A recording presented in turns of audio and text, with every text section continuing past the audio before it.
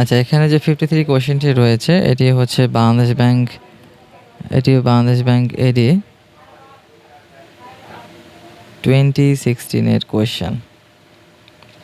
ওকে, কোয়েশ্চেনটি easy. এখন just কনসেপ্টটা, এখানে ট্রেনের যে কনসেপ্টটা রয়েছে এবং রিলেটিভ ভেলোসিটির যে কনসেপ্ট রয়েছে সেটা নিয়ে আমরা একটু কথা বলবো আজকে। এখানে বলা হচ্ছে, কোয়েশ্চেনটি দেখি যে how many seconds will a 500 metre long train take to cross a man walking with a speed of 3 kilometers per hour in the direction of the moving train, if the speed of the train is 63 kilometers per hour. Okay, so এখানে relative ভেলোসিটির যে কনসেপ্টটি রয়েছে এই কোয়েশ্চেনের সাথে পুরোপুরি related. এখন আমরা একটু সেটা নিয়ে কথা বলি, রিলেটিভ স্পিড বা রিলেটিভ ভেলোসিটি।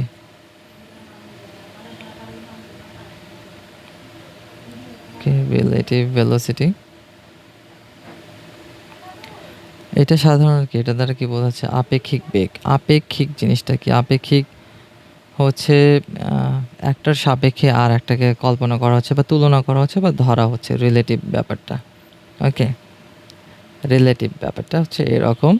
এখন রিলেটিভ স্পিড বা রিলেটিভ ভেলোসিটি বের করার ক্ষেত্রে আমাদের খেয়াল রাখতে হবে যে এটা এখানে দুই ধরনের ডিরেকশনের কথা থাকে। একটা ডিরেকশন কি, যে দুইটি বস্তু বা দুইটি যানবাহন একই দিকে যাচ্ছে। আরেকটা ব্যাপার হচ্ছে দুইটি যানবাহন পরস্পরের মুখোমুখি আসছে অথবা পরস্পরের বিপরীত দিকে চলে যাচ্ছে, এরকম একটা ব্যাপার। তাদের ডিরেকশন কিন্তু এক না। প্রথমটার ক্ষেত্রে ডিরেকশন একই দিকে আর দ্বিতীয়টার ক্ষেত্রে ডিরেকশন বিপরীত দিকে। এই ক্ষেত্রে আমরা কি করব?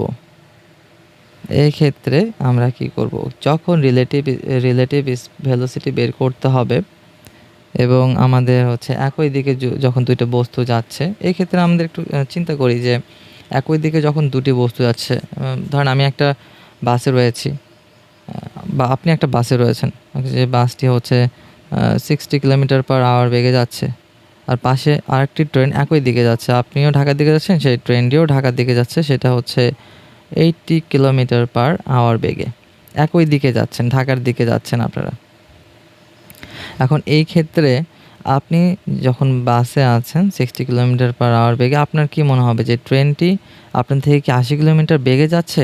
অবশ্যই কিন্তু এটা মনে হবে না, 80 কিলোমিটার বেগে মনে হবে না, কারণ আপনি কিন্তু সেই ট্রেনের সাথে সামঞ্জস্য রেখে আপনারও কিন্তু বেগ কি 60 কিলোমিটার পার আওয়ার। এই ক্ষেত্রে আপনার মনে হবে, যেহেতু আপনি 20 কিলোমিটার কম আছেন, এই ক্ষেত্রে আপনার মনে হবে ট্রেনটি আপনার চেয়ে 20 kilometre per hour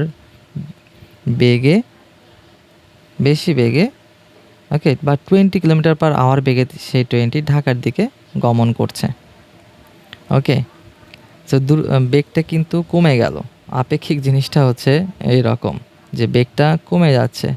so relative velocity যখন একই ডিরেকশনের দিকে থাকবে তখন বেগটা আমাদের কম মনে হবে।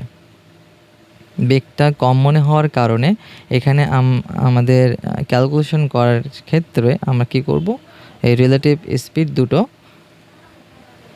কম মনে হওয়ার কারণে আমরা ওকে একই দিকে যাচ্ছে, এই জন্য আমরা রিলেটিভ স্পিডটাকে মাইনাস করে দেবো বা বিয়োগ করে দেব।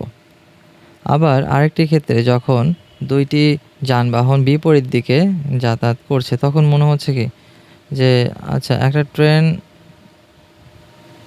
আচ্ছা ঠিক একই উদাহরণ ধরেন যে আপনি একটা ট্রেনে আছেন আপনি একটা বাসের দিকে যাচ্ছেন, ঠিক অপর দিক থেকে একটি বাস আপনার দিকে আসছে, সো মনে হবে কি যে আপনারা একে অপরের দিকে কি খুব দ্রুত গতিতে অগ্রসর হচ্ছেন বা বাসটা আপনার দিকে খুব দ্রুত গতিতে আসছে। এই দ্রুত গতিতে আসার কারণে আপেক্ষিক যে বেগটা হবে সেই বেগটা বেশি মনে হবে, বেশি হওয়ার কারণে এখানে আপেক্ষিক বেগটাকে আমরা যোগ করে দেব। ওকে, এটা হচ্ছে কনসেপ্ট। যদি একই দিকে যায় রিলেটিভ স্পিড কম মনে হওয়ার কারণে এটা হচ্ছে বিয়োগ করে দিতে হচ্ছে আপেক্ষিক বেগ বের করার ক্ষেত্রে, এবং যদি বিপরীত দিকে গমনকারী দুটি যানবাহনের কথা উল্লেখ থাকে এই ক্ষেত্রে আপেক্ষিক বেগটি যোগ করে দিতে হবে। ওকে, সো আমাদের কোয়েশ্চেনটা দেখি। আমাদের কোশ্চেনে কি বলেছে এখানে? আমাদের কোশ্চেনে বলেছে যে how many seconds a 500 meter long train take to cross a man walking with a speed of 3 kilometer per hour in the direction of the moving train in the speed of 63 kilometer per hour. So ট্রেনটিও যেদিকে যাচ্ছে মানুষটাও কিন্তু একই দিকে যাচ্ছে। In the direction of the moving train, এখানে বলা হয়নি কিন্তু in the direction of the train অথবা টুয়ার্ডস দ্য ট্রেন, এই ধরনের কোনো কথা বলা হয়নি। In the direction of the moving train, যে মুভিং ট্রেন যেদিকে যাচ্ছে মানুষটিও সেই দিকেই যাচ্ছে, ওকে, একই দিকে যাচ্ছে। সো এক্ষেত্রে আমাদের একটাই আমরা সূত্র জানি, সেটা হচ্ছে কি এস ইকুয়াল টু বিটি। ওকে, আমাদের বের করতে বলেছে যে হাউ মেনি সেকেন্ড, সময় বের করতে বলেছে। আমরা ক্যালকুলেশনটা একটু করে রাখি, তাহলে T equal to S divided by V. এখন এখানে এস হচ্ছে দূরত্ব, যে কতক্ষণে সে মানুষটাকে, যে ওয়াকিং ম্যানটাকে সে ক্রস করবে। এখন ট্রেনটা ওয়াকিং ম্যানটাকে ক্রস করা অর্থ পুরো মানুষটাকে সে অতিক্রম করে কীভাবে, তার নিজের দৈর্ঘ্য অতিক্রম করার মাধ্যমে অ্যাকচুয়ালি সে পুরো দৈর্ঘ্যটা অতিক্রম করবে। এই ক্ষেত্রে মানুষের দৈর্ঘ্যটা কিন্তু কি নগণ্য, এখানে যে লেন্থটা সেটা খুব নগণ্য হিসেবে ধরা হচ্ছে, এটা একটা পয়েন্ট হিসেবে ধরা হচ্ছে। তাহলে এখানে আমাদের মোট দূরত্ব হবে 500 মিটার। আর বেগের ক্ষেত্রে আমরা কি বের করব, যেহেতু তারা এখানে রিলেটিভ ভেলোসিটি দুইটা আছে, যেহেতু ম্যানটা স্টিল না, ম্যানটাও কিন্তু ওয়াকিং, এই ক্ষেত্রে রিলেটিভ স্পিড হবে, একই দিকে যাচ্ছে, রিলেটিভ স্পিড কী হবে, বিয়োগ হবে। তো ট্রেনের স্পিডটা হচ্ছে 63 আর ম্যানের স্পিড হচ্ছে 3 কিলোমিটার পার আওয়ার। তাহলে আমরা যদি মাইনাস করি তাহলে হচ্ছে 60 কিলোমিটার পার আওয়ার। এটাকে আমাদের মিটার পার সেকেন্ডে কনভার্ট করতে হবে। তাহলে 60 ইন্টু কিলোমিটারকে মিটার করলে 1000 দ্বারা মাল্টিপ্লাই করবো, এবং আওয়ারকে যদি আমরা সেকেন্ড তৈরি করতে চাই, তাহলে সেকেন্ড বানাতে চাই, তাহলে আমাদেরকে 3600 দ্বারা ভাগ করতে হবে। ক্যালকুলেশন করি, ওকে, ক্যালকুলেশন করে হবে